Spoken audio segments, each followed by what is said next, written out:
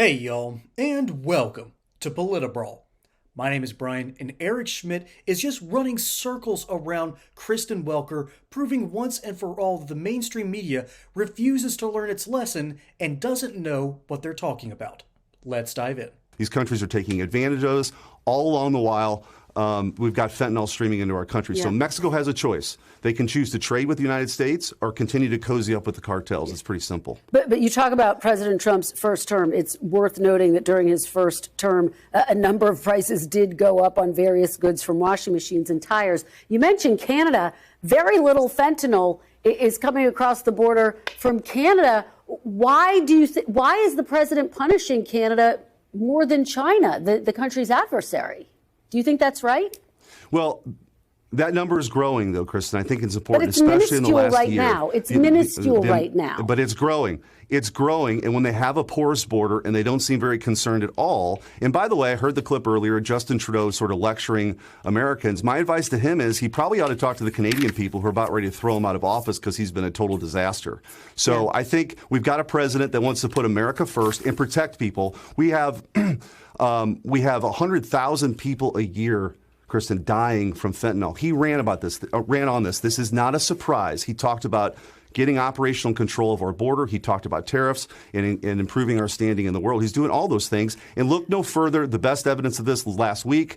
Colombia came to the table after that threat and agreed to take criminals back into their country and illegal immigrants. So the fact of the matter is it works. It worked the first time when he was in office. We didn't see inflation. We saw wage growth, and we saw more onshoring of jobs back here to the United States. I have to ask you about the confirmation hearings. Of course, last time you were here in November, you told me you were a yes on President Trump's cabinet nominations. Some of your Republican colleagues this week expressing concern in the wake of Tulsi Gabbard's confirmation hearing. She's been tapped to be the director of national intelligence. Of course, she was pressed on whether Edward Snowden is a traitor, would not answer that directly. Senator, are you still a yes on Tulsi Gabbard's confirmation?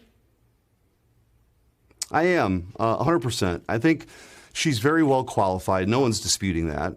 She served our country honorably in the military. She's been a member of Congress. And I think she strikes a really important balance for a key position of civil liberties, protecting civil liberties of United States citizens, and also our national security.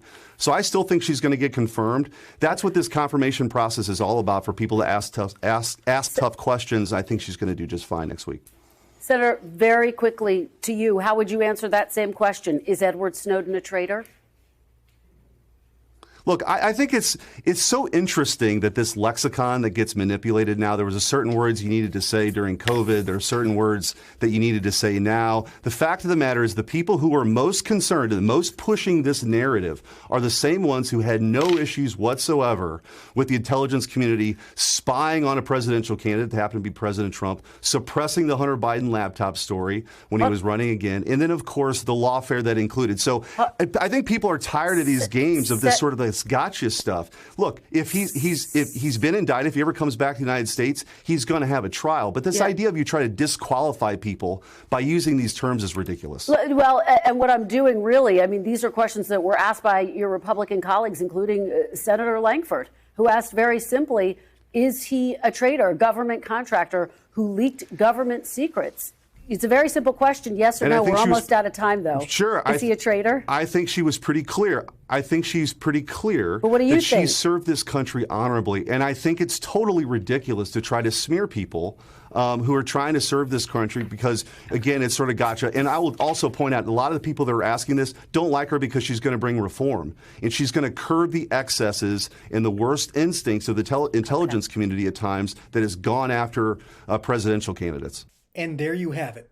That is the truth of the matter right there when it comes to whether people are going to be comfortable with nominating with Trump's nominee, Tulsi Gabbard. Look, I know not a single Democrat is going to vote for her because she was the rising star amongst the Democrat ranks, but instead of going her route, which was going to be more government accountability, more libertarian lefty, more libertarian style politics, and curtail the ridiculousness of our federal government. And instead of going that route, Hillary Clinton essentially said, no, this woman is a threat to my power. Absolutely not. And so they edged her out. And now she finally is going, okay, if this is the kind of tactic you want to play, fine. If I'm not going to be a part of the Democrat administration, I'm going to be a part of the Republican administration. Her whole goal is going to be to rein in the intelligence community and make sure that they're following the basic fundamental parts of the Constitution, that they're not overstepping their bounds, and they're not pushing for immoral practices overseas. And I'm not talking about woke, I'm talking about the shadowy stuff that our CIA does and the equally shadowy stuff that an FBI has done domestically. And so, to really answer the question about Edward Snowden, the short answer is, by definition, the dude betrayed the United States. Now, the thing is, if you betray your country because you think that, oh, we're doing something so horrible that I need to sound the alarm, that's a kind of morality that I can actually agree with. Snowden wanted to be the whistleblower that proved that, hey, we've got sort of a shadowy government going on, and the American people have a right to know about it. Hey, y'all. For the first time in American history, we now spend more on interest payments than our entire defense budget. This isn't speculation, this is mathematical reality. As Trump prepares to enter office, a showdown is brewing that could devastate unprepared Americans' retirement accounts. Here's why that matters for your money. Our national debt has exploded to $36 trillion. Every 1% increase in interest rates adds $90 billion to our current annual costs, more than NASA's entire budget in just additional interest. This creates an impossible situation. If the Fed keeps interest rates high, it crashes the economy. If they cut rates, it risks destroying the dollar. There's no middle ground here because the math simply doesn't work anymore. This is why central banks worldwide have been buying gold at record pace. In 2022 alone, they bought over 1,082 metric tons of gold. They know what's coming. Don't wait until the coming crisis becomes front-page news. Get your free guide, Fed vs. Trump, the coming battle for America's financial future. Inside, you'll discover that why this showdown could determine the fate of your retirement savings, and more importantly, how to protect yourself before it's too late. Call 1-800-861-8047 or visit AAAgold.net/brawl to get your free guide. That's the kind of something that you should be put on trial for. You should be found guilty. And the moment the sentence is being passed down, and the moment that gavel hits, the president comes in and says, I pardon you, or I commute your sentence, or something along those lines. Because what that dude's ultimately did was just blow the whistle on the fact that the NSA was spying on us. I think that's the fair way to deal with Snowden. Now, when it comes to certain others in the community, not entirely sure, but that's another topic for another day, since we're not talking about people not named Edward Snowden. Instead, if we're going to be talking about worldwide policies, let's start comparing what's also going on in this video, why Trump is harder on Canada than he is on China. First off, Canada showed great weakness and has shown nothing but weakness ever since Trudeau got in office. And ultimately, the problem with Canada isn't the fact that South Park keeps on spoofing y'all. No, the problem with Canada is it's what happens when rich white liberals take over politics. That's exactly what's going on here. So they make it into sort of a fake paradise for rich white liberals, and it makes it annoying for everyone else. The folks in Quebec aren't happy, particularly the ones that still speak French. Folks out in Saskatchewan and Alberta, they ain't happy. Folks in British Columbia, they're okay, but they're not entirely on board with what's going on. Pretty much the only place that has major support is out in Ontario, and even then, just because that's sort of the population hub doesn't mean that's the political center. So Canada showed great weakness under Trudeau, and Trump is finally saying, you know what, let's see how far I can push this. Let's see what we can get out of the Canadians this go-round. See, when he was first in office, Donald Trump did try some tariffs, he did try some renegotiations, and for the most part, they were all very successful. As a matter of fact, the only thing that can be not even a loss, more like a Pyrrhic victory, was the tariffs with the Chinese. And so he learned that, okay, so maybe don't pick a fight with China, or at least don't pick a big one. Pick one where you know you can win. With Canada, who knows?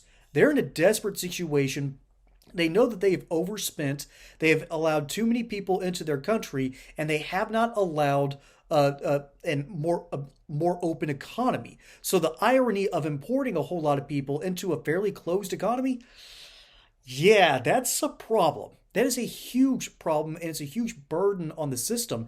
It almost makes me think that the Cloward Piven strategy of basically flooding the social safety net with a whole bunch of people that can't be paid for is going to cause and will ultimately cause massive political destabilization. It almost makes me go, yeah, they're kind of using that strategy here.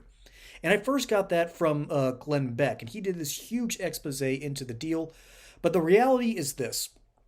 Canada, like the United States, is having a problem of population. And the theory goes that you need to replace this somehow. Well, instead of replacing it in-house by making things easier to have a family, instead the idea is, well, we'll just import a whole lot of people. I'm sure nothing will change. That hasn't happened. And so the Chinese, which have an even bigger population problem, are sort of ignoring that problem, and now that's actually given them more ability to invest in other realms. For instance, the Chinese Navy is now bigger than the United States Navy. Granted, ours is better when it comes pound for pound, but with China, it's always numbers. And those numbers also say that the Chinese economy is still dependent on the United States. Canada is a different kind of dependent. China can't really sell anywhere else, neither can Canada. So what's the real difference here? The Chinese want to push into even more markets, while the Canadians really can't. They don't have the capacity, there's not the infrastructure for it, and just as importantly, let's be honest, where are they going to sail over to, okay? Their entire economy is dependent on the United States. And so that's why Trump is pushing tariffs harder on Canada, and in the same frame, more on Mexico, but on the Mexican side, they're more willing to come to the center and say, okay, enough's enough. We're not going to deal with this problem. What can we do? What kind of deal can we make? Canada, on the other hand, remember when I said they had this rich white liberal problem? Yeah, rich white liberals don't like Trump. As a matter of fact, they have, for the most part, a condition called Trump Derangement Syndrome, TDS, and so they're doubling down on the political issue, and they're probably not going to cut a deal anytime soon. So, batten down the hatches. Things are going to get really interesting for Canada far quicker than it ever will for the potential tariff war that we might do on China. At least that's my prediction. Let me know what you predict down below, and also let me know what you think about Eric Schmitt, who is a rising star in the GOP, who ran circles around Ms. Welker, who couldn't even ask a straight question. And again, this is the last thing I need to say. Because the way of the new media is working, Democrats and left and mainstream outlets have to give Republicans a larger platform without or risk being left completely behind. The mainstream media still hasn't fully learned their lesson yet, and Eric Schmitt is just running circles around her. Folks, my name is Brian. Hope you enjoyed that segment here on Politibrawl. Don't forget to like and subscribe. Catch you on the next one, and until then, y'all have a good one.